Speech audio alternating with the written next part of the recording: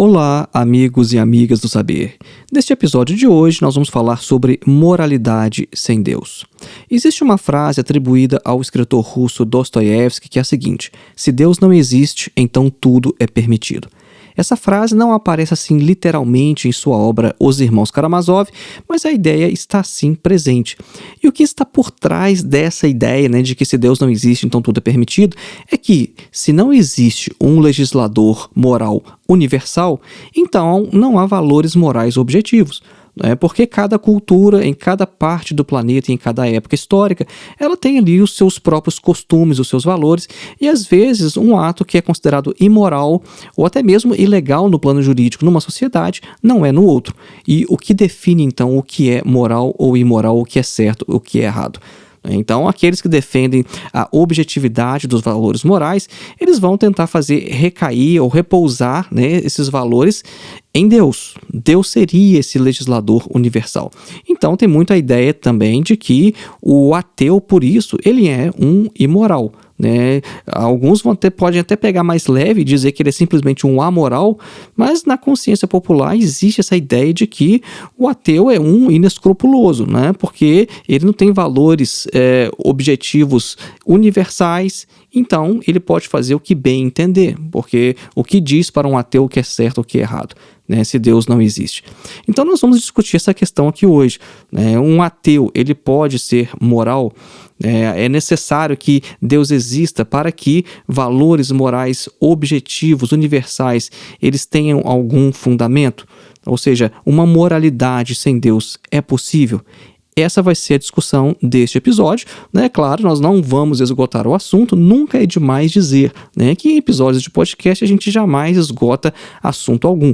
Mas a gente apresenta alguns temas, discussões e apresenta algumas respostas para que vocês posteriormente possam ir atrás de mais informações se for do seu interesse.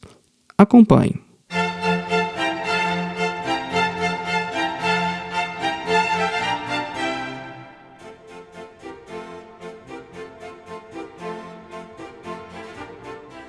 E antes da gente iniciar, um breve recado: você já pode adquirir o seu exemplar de nosso primeiro livro, Duvidar de Tudo, Ensaios de Filosofia e Psicanálise.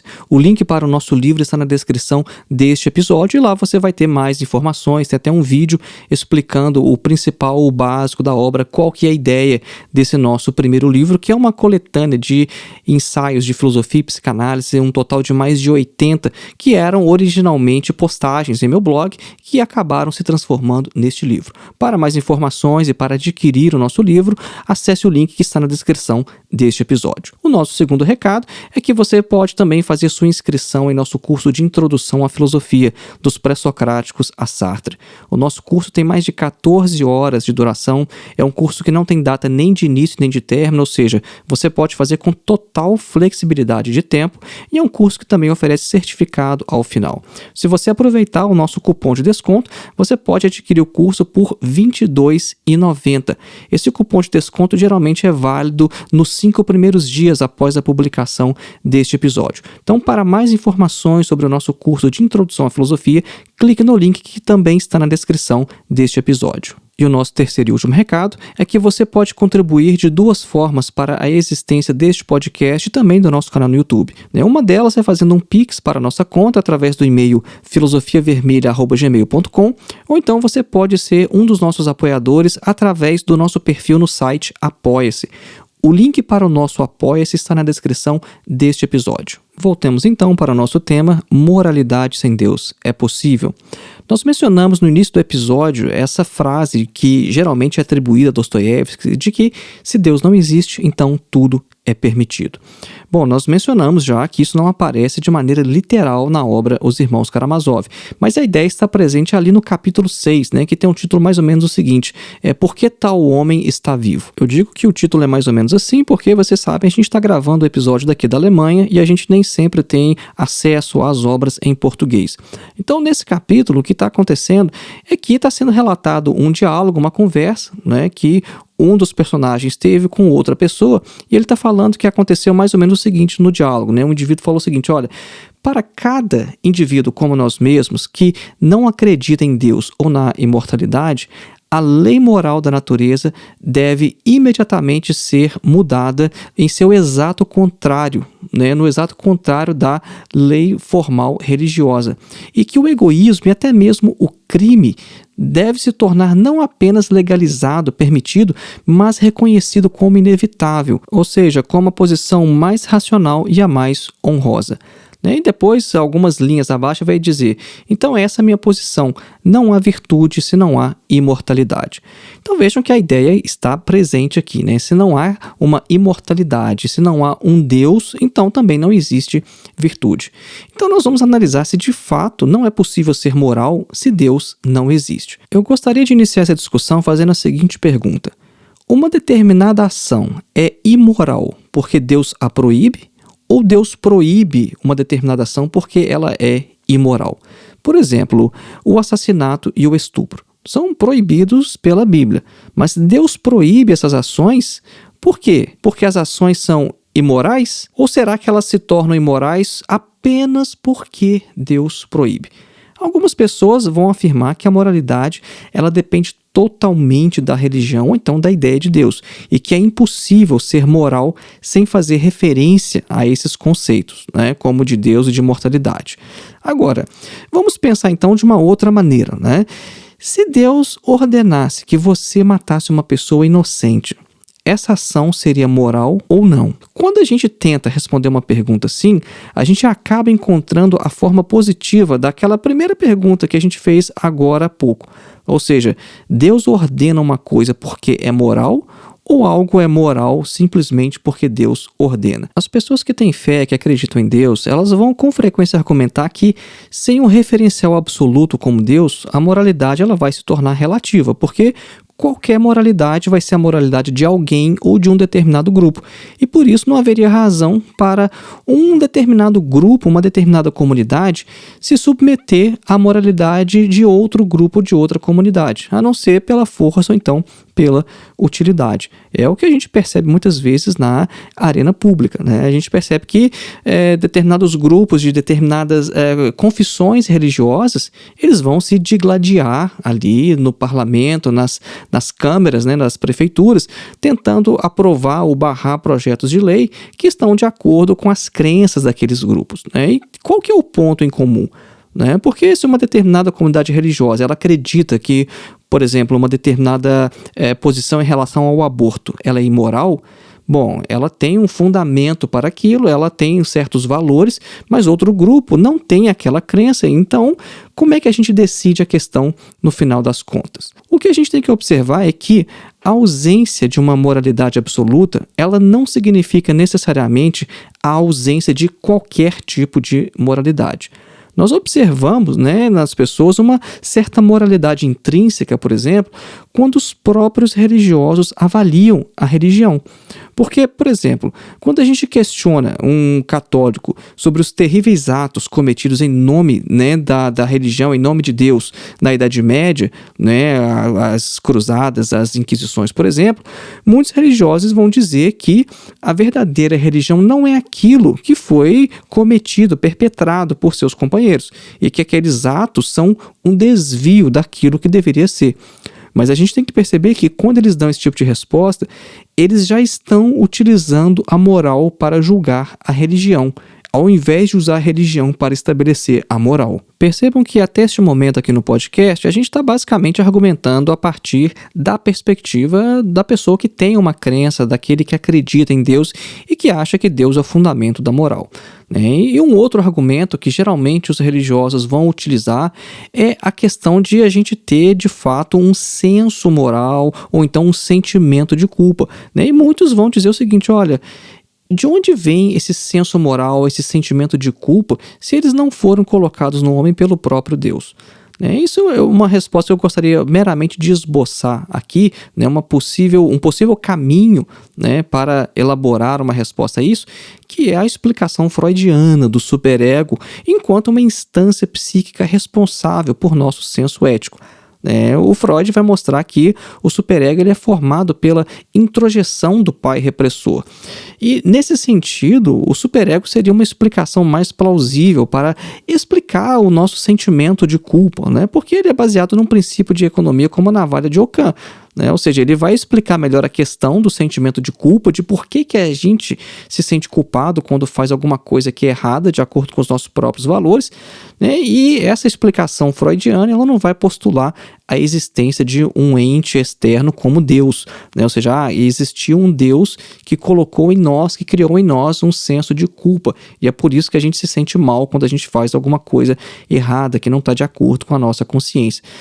A explicação do Freud em relação a isso, ela não vai precisar deste ente externo. Então, se a gente for avaliar a questão a partir da navalha de Ockham, a resposta de Freud ela é preferível. Então, isso de fato não é um argumento que tenha de fato peso para estabelecer Deus como fundamento da moral. Vamos apresentar a partir de agora, então, alguns dos problemas da moral religiosa.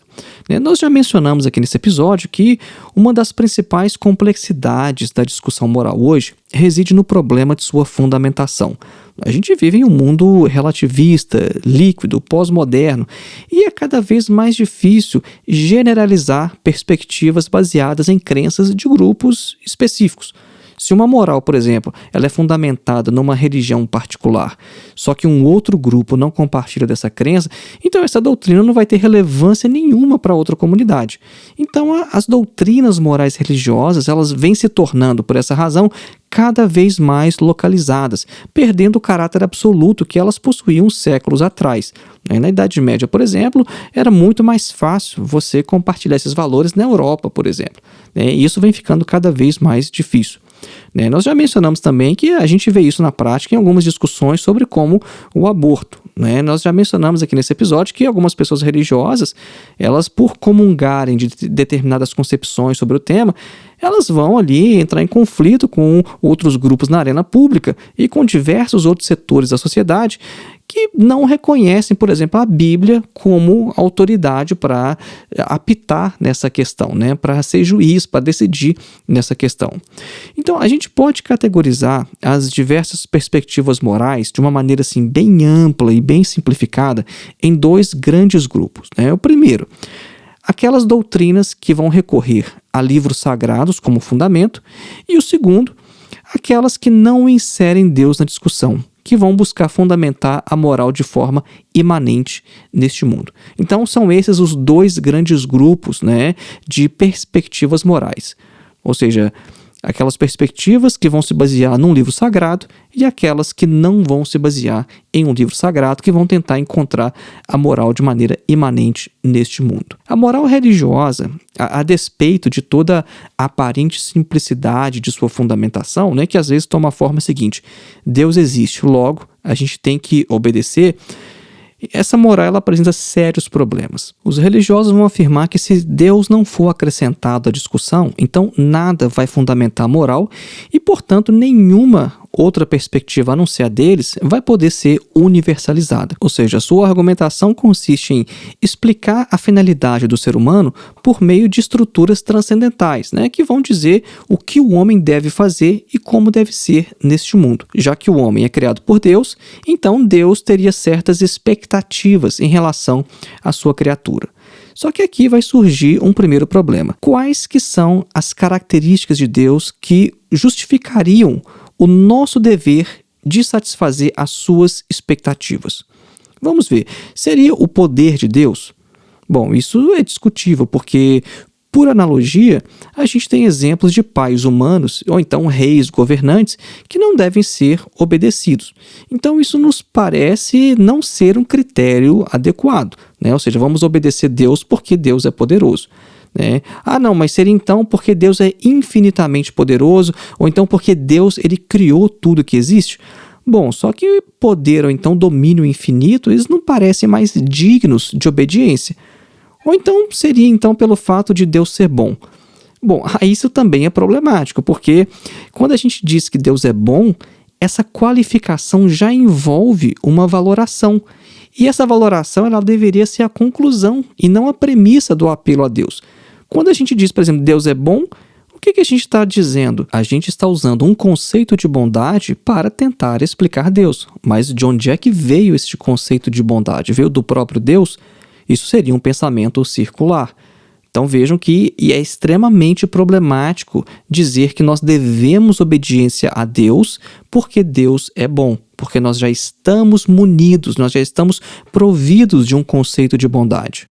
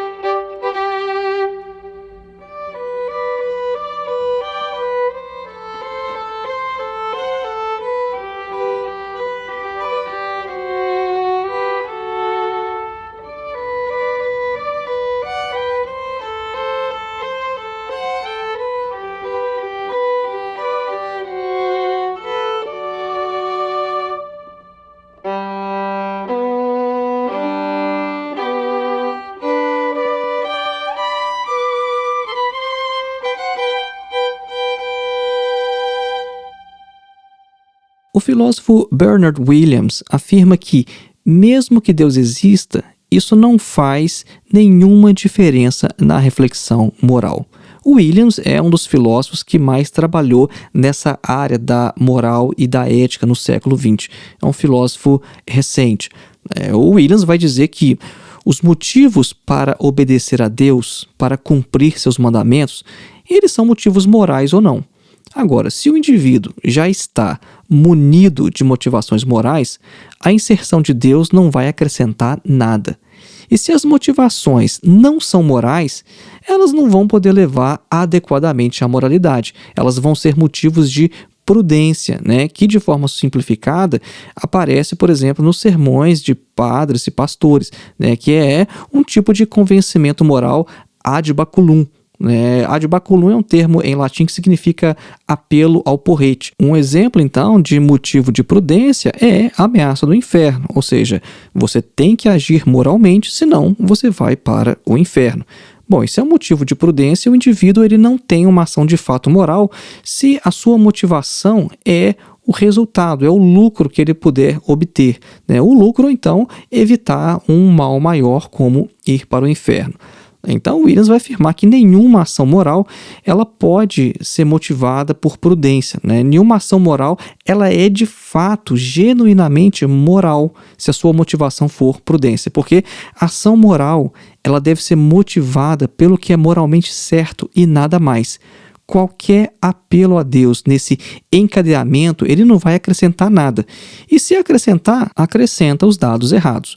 Então, o Bernard Williams vai dizer o seguinte, olha, o problema da moralidade religiosa não reside no fato de a moralidade ser inescapavelmente pura, mas sim no fato de a religião ser incuravelmente ininteligível. Bom, então nós vimos aí que o Williams ele é contra essa ideia de que a gente só pode ser moral, que a moral só pode ser fundamentada se Deus existir, que é necessário haver um Deus que seja um legislador universal.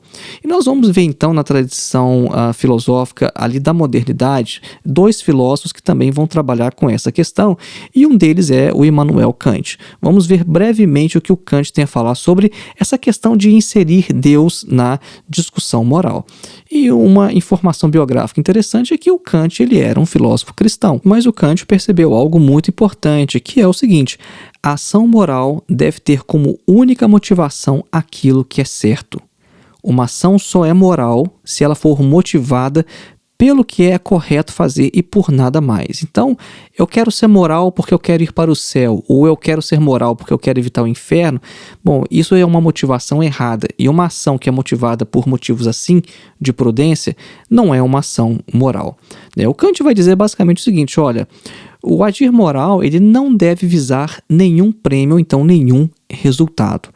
Então é por isso que, para Kant, Deus não pode ser o legislador moral, aquele que nos dá as regras. Para Kant, é o sujeito quem deve produzir suas próprias leis de acordo com a razão, o que é chamado de autonomia. E se uma outra pessoa cria as regras para nós seguirmos, isso é chamado de heteronomia, que é o contrário da autonomia. Ou seja, a autonomia é quando o indivíduo ele cria, ele se dá as próprias leis através da razão. E a heteronomia é quando elas vêm de fora, vêm de uma outra pessoa. E uma outra questão importante que o Kant vai falar também diz respeito à espera de uma recompensa que a gente já mencionou aqui neste episódio, porque segundo o próprio Kant é imoral agir de forma certa tendo como motivação uma recompensa, como por exemplo ir para o céu. A única motivação para o agir moral, repetimos, deve ser a própria moralidade.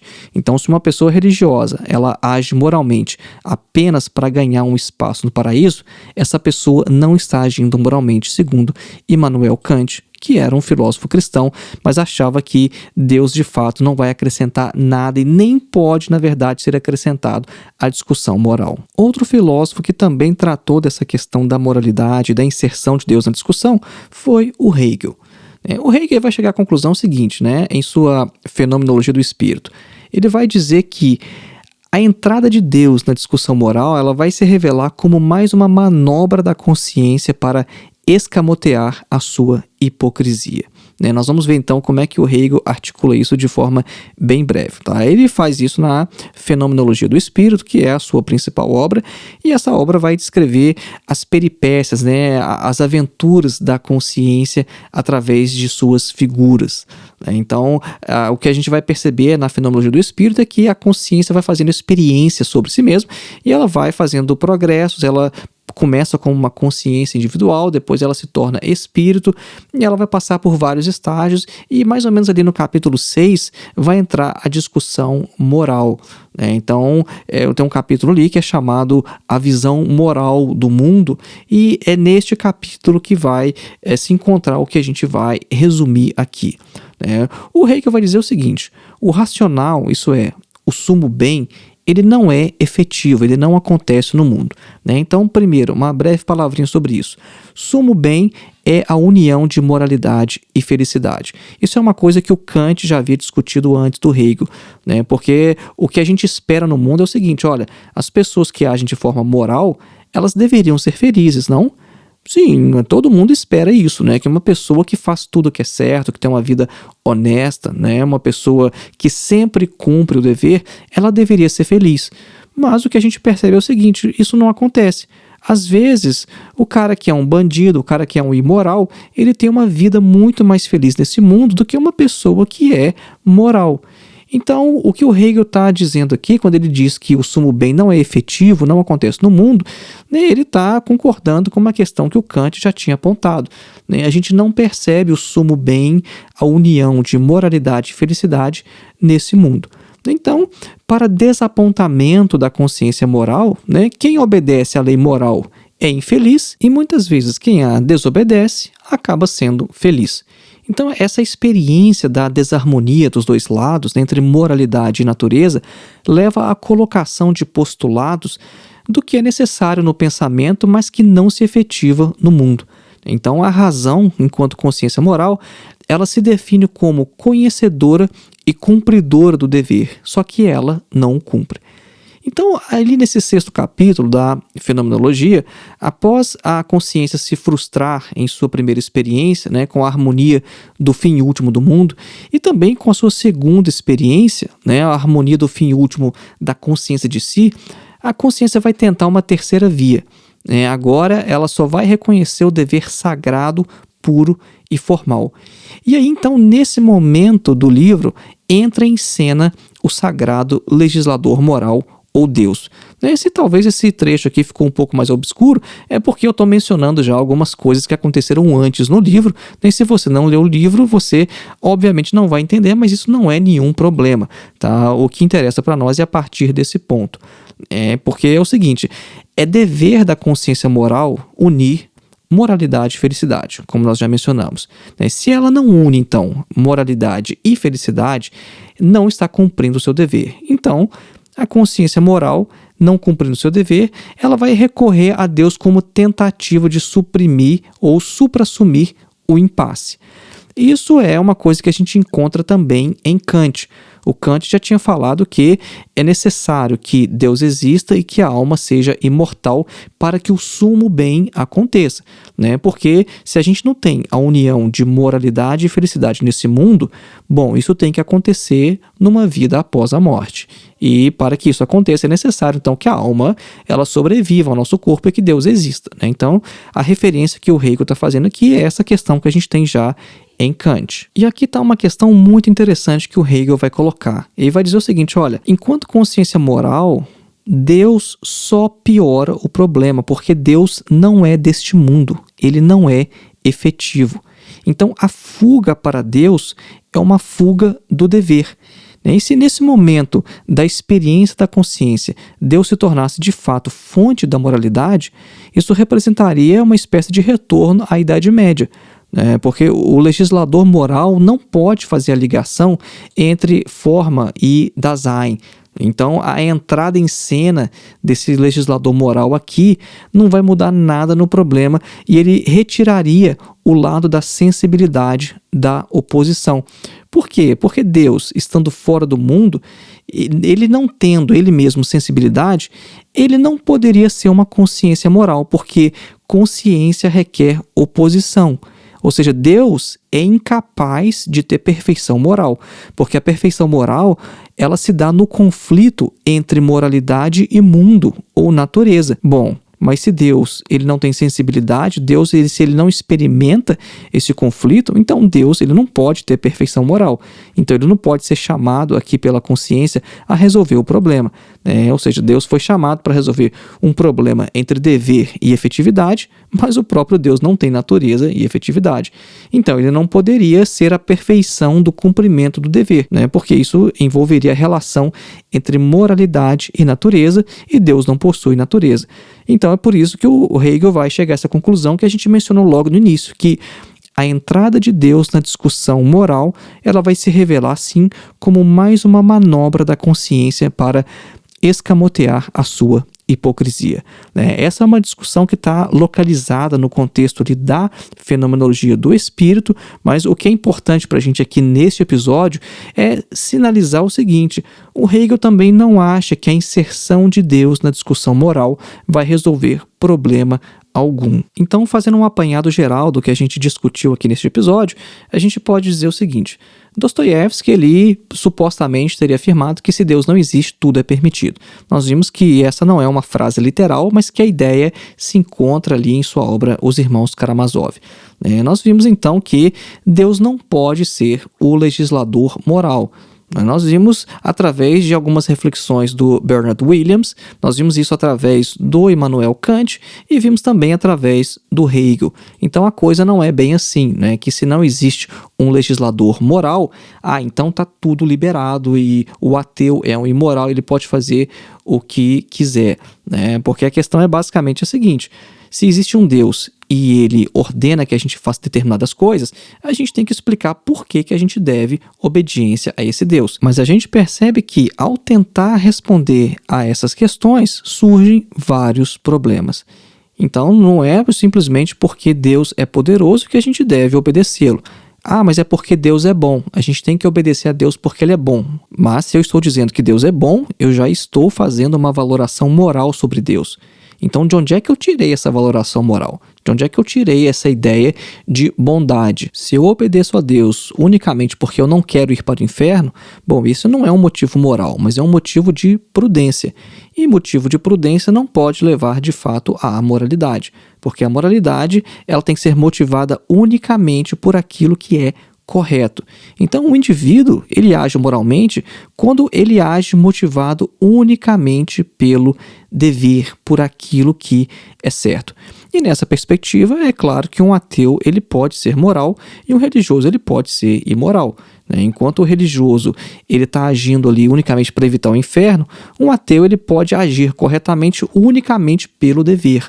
E nesse aspecto a gente percebe que um ateu ele pode ser mais moral do que um religioso. Nós vimos que Kant defende uma ética da autonomia, em que o indivíduo ele se dá a lei moral através da razão, e não uma ética da heteronomia, né, na qual a lei moral ela vem de fora.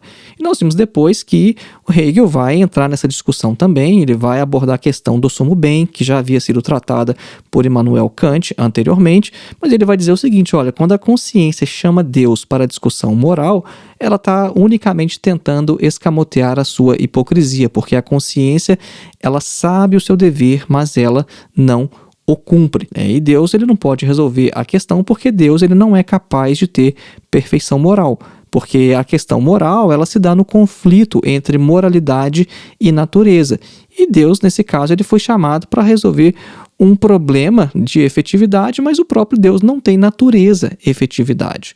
É basicamente isso que Hegel vai afirmar sobre a discussão moral e a inserção de Deus nessa discussão. Então, lembrando mais uma vez, você pode adquirir o nosso livro clicando no link que está na descrição deste episódio, assim como fazer a sua inscrição em nosso curso de introdução à filosofia. Se você aproveitar o nosso cupom de desconto, você pode ter acesso a esse curso com mais de 14 horas de duração a partir de R$ 22,90. É uma grande oportunidade para estudar filosofia de uma forma sistemática, lendo textos, lendo as fontes primárias e tendo ali um primeiro contato com algumas das principais obras de toda a história da filosofia ocidental. E você pode também contribuir para a existência deste podcast e também do nosso canal no YouTube, simplesmente fazendo um Pix para este trabalho ou então sendo um apoiador através do nosso perfil no Apoia-se.